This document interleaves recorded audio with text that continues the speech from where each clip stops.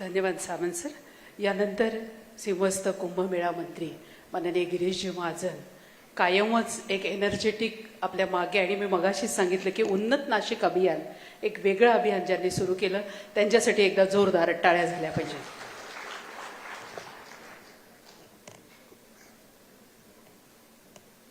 नमस्कार. कुंभ उद्योग संगम आणि नाशिक जिल्हा गुंतवणूक समेट 2026 या निमित्ताने व्यासपीठावर उपस्थित आपल्या राज्याचे श्री लोकप्रिय मुख्यमंत्री आदरणीय देवेंद्रजी,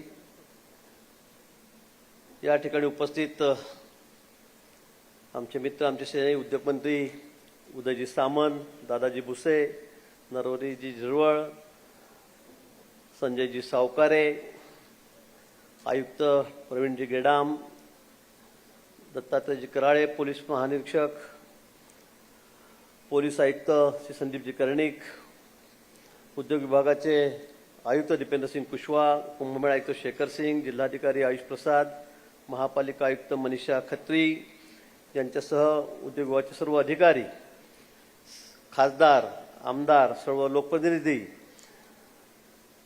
उद्योग क्षेत्रातील सर्व दिग्गज उद्योजक बांधव आणि नाशिककरांनो, आज कुंभोद्योग संगम आणि नाशिक जिल्हा गुंतवणूक परिषद 2026 या अत्यंत महत्त्वपूर्ण आणि दूरदर्शी उपक्रमाच्या निमित्ताने आपणा समोर या ठिकाणी उपस्थित राहण्याचा योग आला आणि निश्चितपणे याचा विशेष आनंद आम्हाला आहे. एक आगळावेगळा असा कार्यक्रम आपण या ठिकाणी आयोजित केलेला आहे. त्याबद्दल आयोजकांचे मी मनापासून या ठिकाणी अभिनंदन करतो. खरं म्हणजे कुंभमेळ्यासारखा एक भव्य आध्यात्मिक पर्व, कार्यक्रम आणि याला गुंतवणुकीशी, उद्योगाशी या ठिकाणी जोडण्याचं एक महत्त्वपूर्ण काम आपण या ठिकाणी केलेलं आहे. हा नुसता कुंभ हा आध्यात्मिक कार्यक्रम नाही, तर मला वाटतं या कुंभामुळे उद्योग जगताशी आपण जोडले जात आहोत, गुंतवणुकीशी आपण जोडले जात आहोत. अनेक जणांनी आज या ठिकाणी MOU केलेत, त्यांचे मनापासून मी या ठिकाणी अभिनंदन करतो. निश्चित कुंभमेळा आपल्याला कल्पना आहे एक मोठं चॅलेंज आपल्यासमोर या ठिकाणी आहे आणि चॅलेंज आपण सगळ्यांनी स्वीकारलेलं आहे. ते नुसतं सरकारने स्वीकारलं नाही, अधिकाऱ्यांनी स्वीकारलं नाही, प्रशासनाने स्वीकारलेलं नाही, तर ते सर्व नाशिककरांनी स्वीकारलेलं आहे. कारण यावेळी गेल्या वेळेपेक्षा मी नेहमी सांगतो की 4 पट 5 पट श्रद्धाळू भाविक या ठिकाणी येतील. मागच्या वेळी आपला आकडा जवळपास 3-3.5 कोटीपर्यंत गेलेला होता. यावेळेला मी सांगेल की 10-12 कोटीच्या वर भाविक या ठिकाणी कुंभमेळ्यासाठी देशातून, जगभरातून या ठिकाणी येणार आहेत. आणि म्हणून तशा सुविधाही आम्हाला या ठिकाणी द्यायच्या आहेत, तशा सोयी आम्हाला या ठिकाणी द्यायच्या आहेत आणि म्हणून ते तुमच्या सहकार्याशिवाय हे अशक्य आहे. नाशिककरांना प्रत्येकाला वाटलं पाहिजे की हा कुंभमेळा माझ्या घरचा कार्यक्रम आहे. आपल्या घरी आपण लग्न असताना, मी नेहमी सांगतो, आपल्या घरी लग्न असताना आपण मुलीकडचे आहोत आणि आपल्या घरी लग्न आहे, त्यावेळेला जशी आपली धावपळ होते त्याप्रमाणे धावपळ आपल्याला कुंभमेळ्यामध्ये या ठिकाणी करायची आहे. आणि म्हणून उद्योग समूह या ठिकाणी सगळे आलेले आहात, मोठे गुंतवणूकदार या ठिकाणी आलेले आहात. आपल्या मदतीशिवाय हे शक्य नाही आणि म्हणून या ठिकाणी मुद्दामून मी आपल्याला आवाहन करणार आहे, विनंती करणार आहे की आपल्याचा सहभाग या ठिकाणी हा असलाच पाहिजे. आज नाशिक शहर हे आध्यात्मिक शहर म्हणून ओळखलं जातं, धार्मिक शहर म्हणून ओळखलं जातं. अनेक गोष्टी या ठिकाणी आहेत. मुंबईपासून अतिशय जवळ, मध्यवर्ती ठिकाणी आहे. इथलं हवामान, इथलं वातावरण, इथली सगळी हिरवळ आपल्या सर्वांना कल्पना आहे. पण काही दिवसापासून रस्त्यामुळे आमचे नाशिककरी नाराज होते. पण मुंबईला जायचं म्हणजे 7-8 तास लागायचे.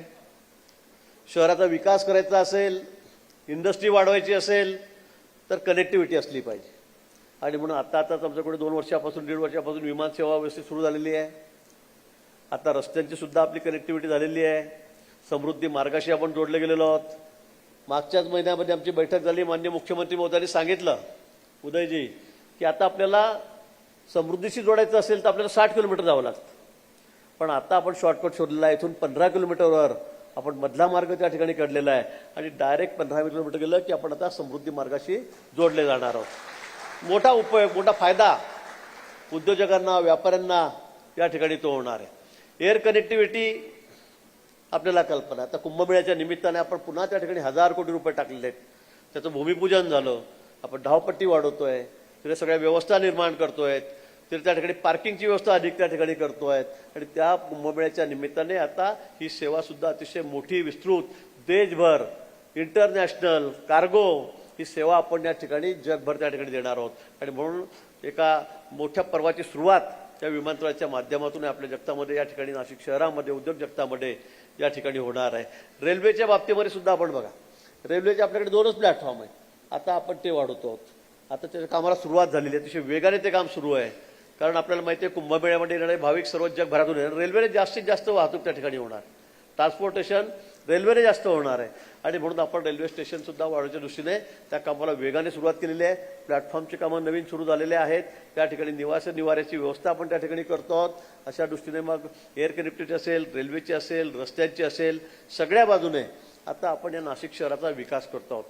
नाशिक शहर एका उद्योग क्षेत्रामध्ये वर कसं जाईल, अधिकाधिक त्या ठिकाणी गुंतवणूकदार या ठिकाणी कसे येतील, आनंद महिंद्राचा उद्योग या ठिकाणी उल्लेख या ठिकाणी झाला. खरं म्हणजे आम्हाला तर त्यांचा आम्ही परवाच्या ठिकाणी चर्चा केली की आम्हाला आनंद महिंद्राचा तर या ठिकाणी आम्हाला एक मोठा सत्कारच करायचा आहे. आणि मुख्यमंत्री महोदयांनी सांगितलं की आधी त्यांना जागा द्या, त्यांना जागा पाहिजे.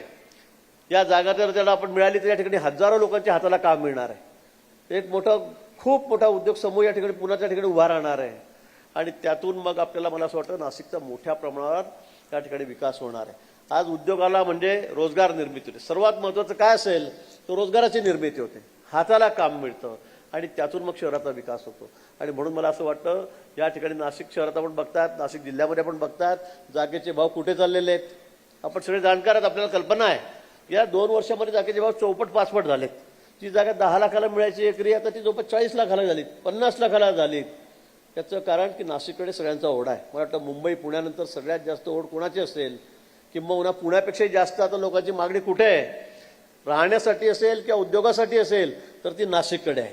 पण मला वाटतं आपण जर या ठिकाणी त्यांना चांगल्या सेवा दिल्यात, सर्व्हिस चांगली दिली, तर मला वाटतं इथे सगळेजण नाशिकला येण्यासाठी आतुर झालेले आहेत.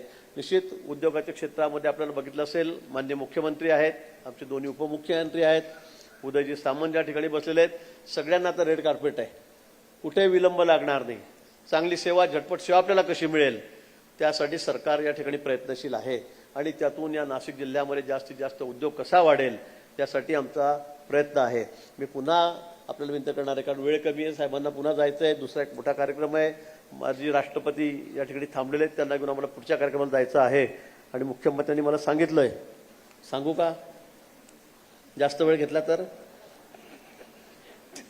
मुख्यमंत्री म्हणजे जास्त वेळ घेतला तर इथल्या इथे 4पैकी कोणालाही कुंभमेळा मंत्री करून टाकेल म्हटलं. टाळ्या, मग मी थांबू का बोलू?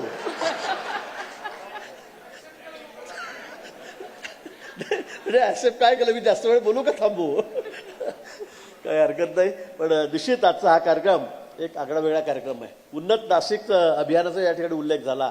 या माध्यमातून आम्हाला या नाशिकचा विकास तर करायचा आहे, पण त्याबरोबर हा कुंभमेळा, या कुंभमेळ्याच्या निमित्ताने आमचं नाशिक शहर स्वच्छ कसं होईल, सुंदर कसं होईल, हरित कसं होईल, सुरक्षित कसं होईल, यासाठी आमचा या ठिकाणी प्रयत्न चाललेला आहे. आणि म्हणून आपण सर्वजण या नाशिक शहराच्या विकासासाठी, याला सुंदर करण्यासाठी, स्वच्छ करण्यासाठी, हरित करण्यासाठी सर्वजण सिद्ध होऊया. या कार्यक्रमाच्या माध्यमातून मी पुन्हा सांगेल की या नाशिक शहरामध्ये साहेब आम्ही झाडं लावतोय, वृक्ष लावतोय. ही झाडं आम्हाला इतकी लावायची आहेत की नाशिक जिल्हा, नाशिक हा शहर हे सगळ्यात जास्त झाडांचं शहर हे महाराष्ट्रामध्ये असेल, हे आम्हाला करून दाखवायचं आहे. सर्वात जास्त झाडं त्या नाशिक शहरामध्ये आम्हाला लावायची आहेत. इथलं पर्यावरण कुठे बिघडणार नाही, हे चांगलं कसं राहील त्यासाठी आमचा या ठिकाणी प्रयत्न आहे. आणि म्हणून त्यासाठी आपल्या सर्व नाशिककरांच्या या ठिकाणी योगदानाची, सेवेची आम्हाला या ठिकाणी गरज आहे. आपण सर्वजण मिळून हा कुंभमेळा एका वेगळ्या उंचीवर या ठिकाणी नेऊया. देशभरातून, जगभरातून पर्यटक या ठिकाणी येणार आहेत आणि त्यातूनच मग आपल्या उद्योगाला या ठिकाणी चालना मिळणार आहे. त्यासाठी आपल्या सर्वांना मी पुन्हा या ठिकाणी विनंती करतो आणि थांबतो. धन्यवाद. जय हिंद, जय महाराष्ट्र. धन्यवाद सर. यानंतर ज्यांना ऐकण्यासाठी आपण आज सकाळपासून इथे उपस्थित आहात ते आपल्या